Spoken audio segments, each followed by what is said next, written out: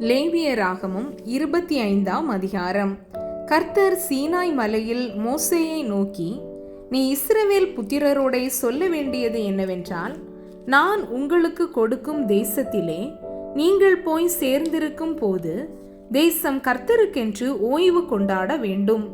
6 வருஷம் உன் வயலை விதைத்து உன் திராட்சை தோட்டத்தை கிளை கழித்து அதன் பலனை சேர்ப்பாயாக.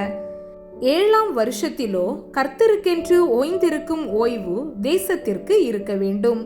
அதில் உன் வயலை விதைக்காமலும் உன் திராட்சை தோட்டத்தை கிளை கழிக்காமலும் தானாய் விளைந்து பயிரானதை அறுக்காமலும் கிளை கழிக்காதே விட்ட திராட்சை செடியின் பழங்களை சேர்க்காமலும் இருப்பாயாக.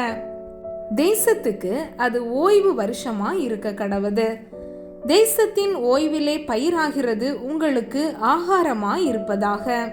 உன் வேலைக்காரனுக்கும் உன் வேலைக்காரிக்கும் உன் கூலிக்காரனுக்கும் உன்னிடத்தில் தங்குகிற அந்நியனுக்கும் உன் நாட்டு மிருகத்துக்கும் உன் தேசத்தில் இருக்கிற காட்டு மிருகத்துக்கும் அதில் விளைந்திருப்பதெல்லாம் ஆகாரமாய் இருப்பதாக. அன்றியும் 7 ஓய்வு வருஷங்கள் உள்ள 7 வருஷங்களை எண்ணுவாயாக. அந்த 7 ஓய்வு வருஷங்களும் 49 வருஷமாகும்.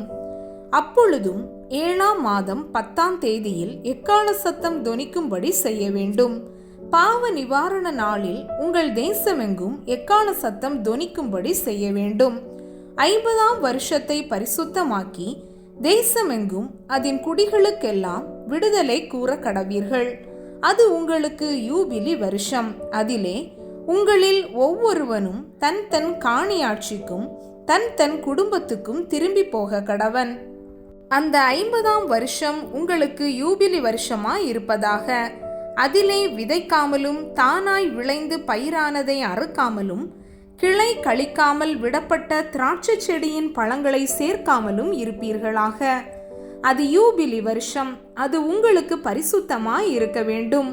அந்த வருஷத்தில் வயல்வெளியில் விளைந்தவைகளை நீங்கள் புசிக்க வேண்டும். அந்த யூபிலி வருஷத்தில் உங்களில் அவனவன் தன் தன் காணியாட்சிக்கு திரும்பி போக கடவன். ஆகையால் பிறனுக்கு எதையாவது விற்றாலும் அவனிடத்தில் எதையாவது கொண்டாலும் ஒருவருக்கொருவர் அநியாயம் செய்யக்கூடாது. யூபிலி வருஷத்துக்கு பின்வரும் வருஷங்களின் தொகைக்கேற்ப பிறனிடத்தில் கொள்ளுவாயாக. பலனுள்ள வருஷங்களின் தொகைக்கேற்ப அவன் உனக்கு விற்பானாக. பலனுள்ள வருஷங்களின் லெக்கத்தை பார்த்து அவன் உனக்கு விற்கிறபடியால் வருஷங்களின் தொகை ஏறினால் விலை ஏறவும் வருஷங்களின் தொகை குறைந்தால் விலை குறையவும் வேண்டும். உங்களில் ஒருவனும் பிறனுக்கு அநியாயம் செய்யக்கூடாது. உன் தேவனுக்கு பயப்பட வேண்டும். நான் உங்கள் தேவனாகிய கர்த்தர். என் கட்டளைகளின்படி செய்து என் நியாயங்களை கைக்கொண்டு அவைகளின்படி நடக்க கடவீர்கள். அப்பொழுது தேசத்திலே சுகமாய் குடியிருப்பீர்கள். பூமி தன் கனியை தரும். நீங்கள் திருப்தியாக சாப்பிட்டு அதில் சுகமாய் குடியிருப்பீர்கள். 7ஆம் வருஷத்தில் எதை புசிப்போம்? நாங்கள் விதைக்காமலும் விளைந்ததை சேர்க்காமலும் இருக்க வேண்டுமே என்று சொல்வீர்களானால், நான் 6ஆம் வருஷத்தில் உங்களுக்கு ஆசீர்வாதத்தை அனுக்கிரகம் பண்ணுவேன். அது உங்களுக்கு 3 வருஷத்தின் பலனை தரும். நீங்கள் 8ஆம் வருஷத்திலே விதைத்து 9ஆம் வருஷம் மட்டும் பழைய பலனிலே சாப்பிடுவீர்கள். அதன் பலன் விளையும் வரைக்கும் பழைய பலனை சாப்பிடுவீர்கள். தேசம் என்னுடையதாய் இருக்கிறபடியால் நீங்கள் நிலங்களை அறுதியாய் விற்க வேண்டாம். நீங்கள் பரதேசிகளும் என்னிடத்தில் புறக்குடிகளுமாய் இருக்கிறீர்கள். உங்கள் காணியாட்சியான தேசமெங்கும் நிலங்களை மீட்டுக்கொள்ள இடம் கொடுக்க கடவீர்கள். உங்கள் சகோதரன் தரித்திரப்பட்டு தன் காணியாட்சியிலே சிலதை விற்றால் அவன் இனத்தான் ஒருவன் வந்து தன் சகோதரன் விற்றதை மீட்க கடவன்.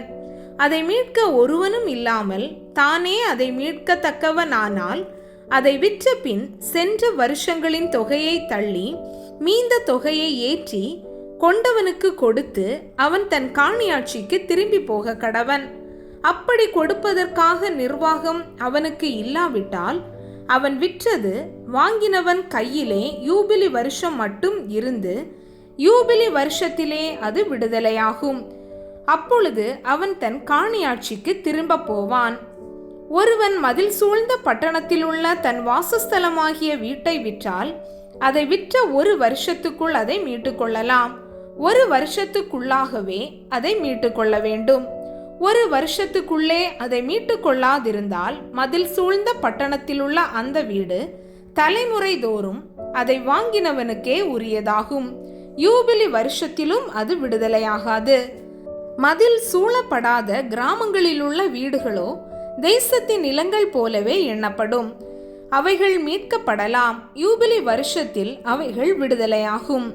லேவியரின் காணியாட்சியாகிய பட்டணங்களில் உள்ள வீடுகளையோ லேவியர் எக்காலத்திலும் மீட்டுக்கொள்ளலாம்.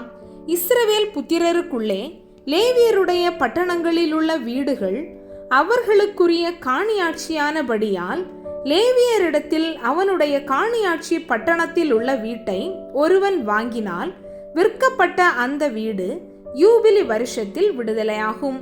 அவர்கள் பட்டணங்களை சூழ்ந்த வெளிநிலம் விற்கப்படலாகாது. அது அவர்களுக்கு நித்திய காணியாட்சியா இருக்கும். உன் சகோதரன் தரித்திரப்பட்டு கையிழைத்து போனவனானால் அவனை ஆதரிக்க வேண்டும். பரதேசியை போலும் தங்க வந்தவனைப் போலும் அவன் உன்னோடே பிழைப்பானாக. நீ அவன் கையில் வட்டியாவது பொலிசையாவது வாங்காமல் உன் தேவனுக்கு பயந்து உன் சகோதரன் உன்னோடே பிழைக்கும்படி செய்வாயாக.